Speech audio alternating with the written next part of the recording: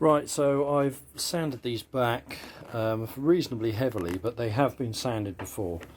And the veneer in a number of places is quite thin, so I've had to be a bit careful. And things like here, and here where we've chipped into the chipboard, on the corners there, there's not really much I can do with that.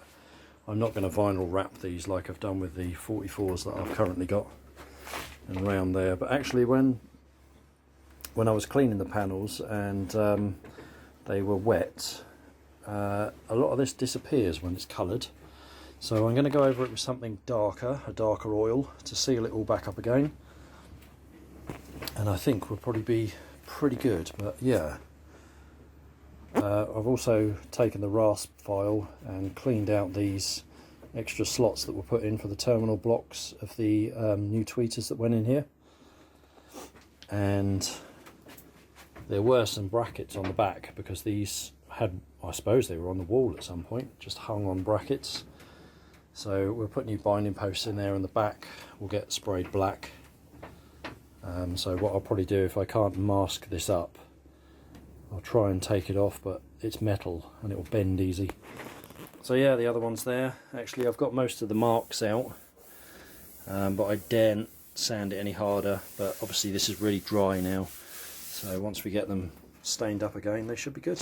Alright, so the cabinets have had a couple of coats of stain now, which I put on with a soft cloth, so you don't get any brush marks or anything like that. So I'll be going over that again, but it's actually staining up the sections of chipboard pretty well, so I think it'll be quite sympathetic. Right, so what I've done, I've cut some chipboard and added in a brace here which picks up the cross brace and the mid box, and then another brace at the bottom there, if you can see it there, that runs all the way along the back. There you go, have a look in there, all the way along the back, and picks up the mid box and the back and the brace. And that new piece I've put there on the top sticks to it as well, so locks. So I think what's happened is the voice coil has got hot and it's heated up the spider, and the spider is like a cloth with like a glue on it that gives it rigidity and keeps it springy, and if you reheat that you can reshape it. So I've now got the spider flat, so I'm pretty sure that will be okay, and it's all springy again as it should. So yeah, before it was just pushed in, but now it's flat like it should be, so as long as I can glue it all back in and line it up again, we should be good. Yeah, there we go. And while it's out, what I've done, if I can find it, yeah, there we go, is sprayed the basket, so all good.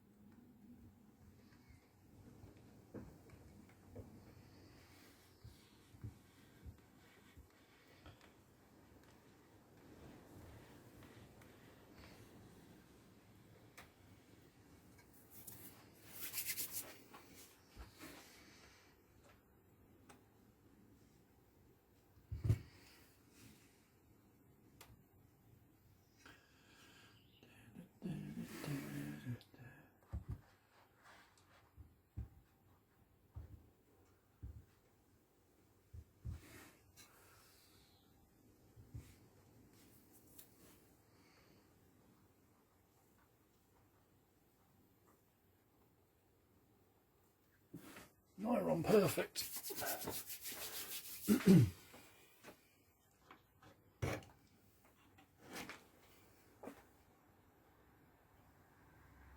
Okay, I'm going to set that up like on a 50 hertz tone, just gently rubbing away or vibrating away, and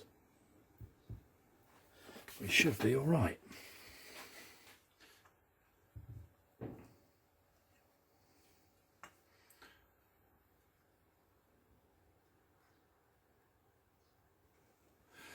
Yeah, so what had happened was the voice coil had got really hot and it had heated up the spider, and it had just lost all its shape, all its springiness. And all you have to do is gently heat the spider, shape it again, and as you can see, the cone is now back where it should be. Okay, right, so what I'm doing is going around these with some wood stain. And normally you would oil these, but because the veneer is kind of as far sanded back as you could possibly go, and there's also sections of chipboard that are exposed, just oiling it wasn't going to cut it. So what this does, it darkens the colour, it stains the exposed chipboard so it matches in a bit better. And because it's not an oil, it's a sealant, it locks everything back together. So it's a bit tricky to put on because I have to put it on with a cloth, because obviously we don't want to see brush marks or anything like that. But you do need to make sure that you completely kind of wipe it out so you don't get any runs or smears or streaks or anything like that.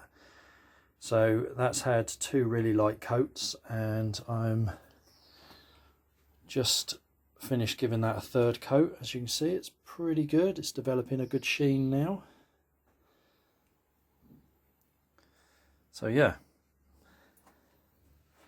give that another go, and then once that's dry we can start doing a bit more. Okay, so this is the finished crossover, and as you can see, component quality is quite a bit higher than we had before.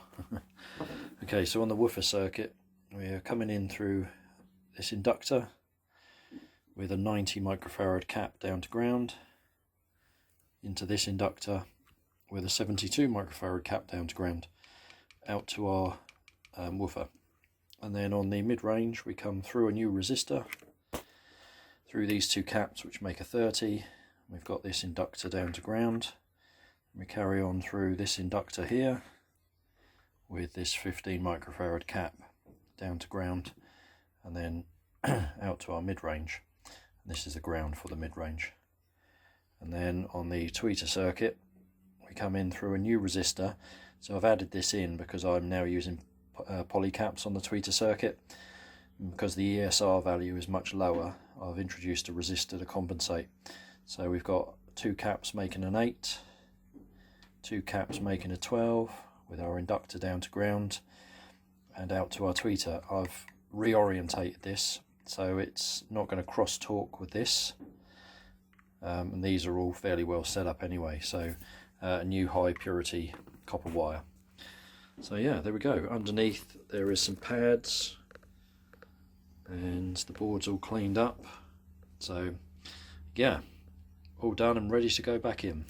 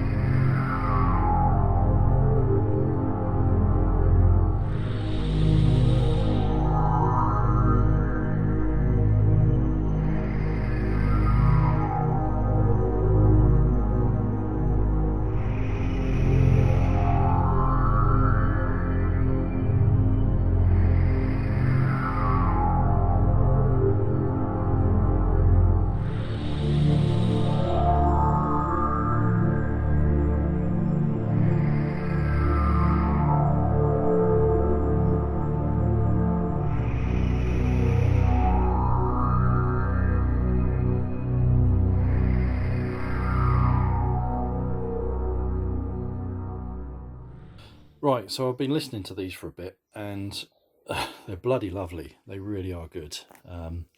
Really enjoying the really crisp highs from this tweeter.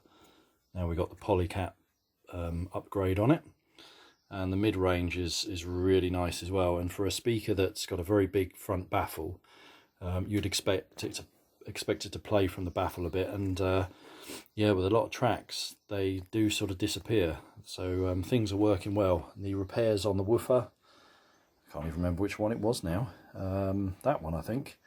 Yeah, that's worked perfectly. So we don't have any more cone sag. As you can see, before it was pushed in, but now it's not. They're both lovely and free. So that's worked really well. Covers are all done. So the problem is the tweeter's just playing a little bit too loud. As you probably saw in the other video, I put a resistor in front of the high pass filter on the tweeter, because the ESR difference on the polycaps will make the tweeter play louder, and it is. And I think I'm experiencing the same on the mid. It's just a little bit difficult to tell. Yeah, I haven't measured them again since doing all this, so what I will do, I'm going to make these changes and then measure them, because after I add a bit more attenuation, we should be there. I mean, they are beautiful to listen to, just a tad bright at the moment. And then we'll give them a measure up. So I'm going to fish the crossover out of each one and change the values of these resistors. Right, so that's the resistor on the tweeter changed. It was 1 ohm, and I've now changed it for a 2.2, believe it or not. And we did have a 2.2 on the mid, and I've now put two 6.2s together to make a 3.1 and give us some more power handling. So yeah, all done. What a lovely crossover. Yeah, these are pretty good speakers. Very pleased with them.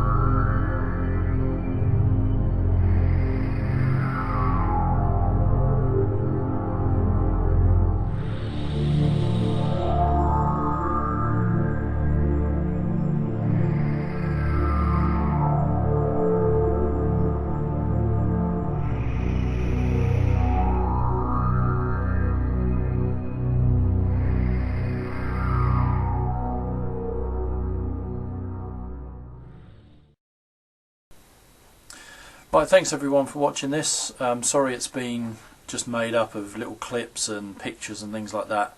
I've just had quite a lot to do recently, and setting up a camera all the time and moving it around, and trying to shoot it while you're doing the work takes a lot of time. This isn't how I like to do the videos. I like to do them when I've got time, but yeah, it's been a bit against me recently. So these are finished now, and I have to say I'm really pleased with them.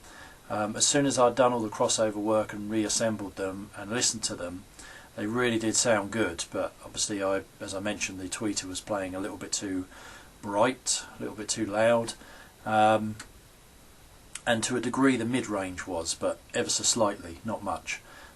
So what I did was added those resistors, and it's beautiful. The difference between the original components and what we have now, they've just given so much more detail, and it also allows those speakers to just image a bit better. And whilst they've got a very big baffle, and they will play from the baffle to a degree, with a lot of tracks they do kind of disappear, and they're just really good to listen to. So vocals are good, male voices are good, because you've got such a big woofer. The lower part of a male voice is very accurate, and they're just a delight to listen to. They're not too imposing, I find, unlike the 44s, which are a massive cabinet. These are kind of just the right size really, and as you've probably seen in the pictures, I've had them on my stands I built for the 44s, and they look lovely. Been very pleased with them. So I've shot measurements, all of them. The spectral decay is much cleaner than it was before. These old capacitors will hold on to energy and smear the sound of it, so you can see the improvements we've made there. And I've got a reasonable dip sort of in the upper mid-range, which might suggest I've attenuated the tweeter a little bit too much, but it sounds perfect. I think it's probably where you'd want it to be. Whilst you sort of want to see that little dip and that rise, you only want that a couple of dB, just to remove those frequencies that shout at you. And yeah, so I'm really pleased with the way it's worked out. So I'll stick all the measurements up now. Lots more videos coming up soon. Sorry this has been cobbled together as it has. These are probably going to go up for sale fairly shortly. I almost sold them a week or so ago, and since had 2 other people interested in them. But I don't know, I'm tempted to keep these, because the 44s I'm building are going to go eventually, so I'm tempted to keep these. Don't know, can't keep them all. Anyway, catch up with you all on the next video. Here's the measurements that are coming up now, and stay safe. Speak to you all soon.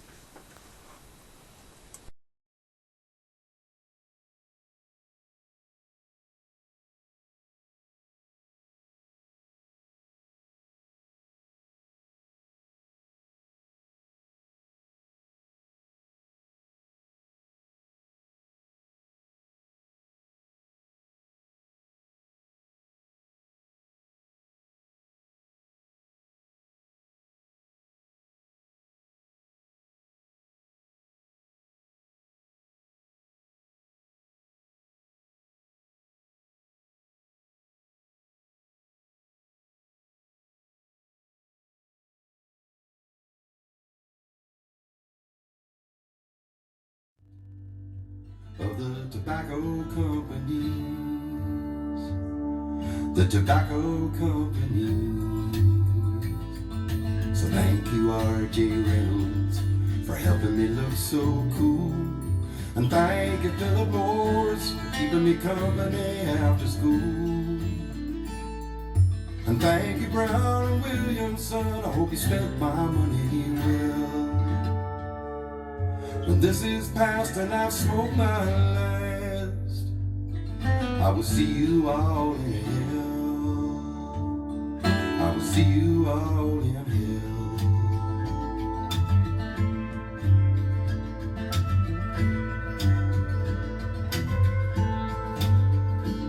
Now this junkie's not on the street corner, sleeping in an alleyway. In fact, I saw him in my own living room about 3 a.m. today. His hands were shaking, his will was breaking, and his body bathed in sweat. Take a good look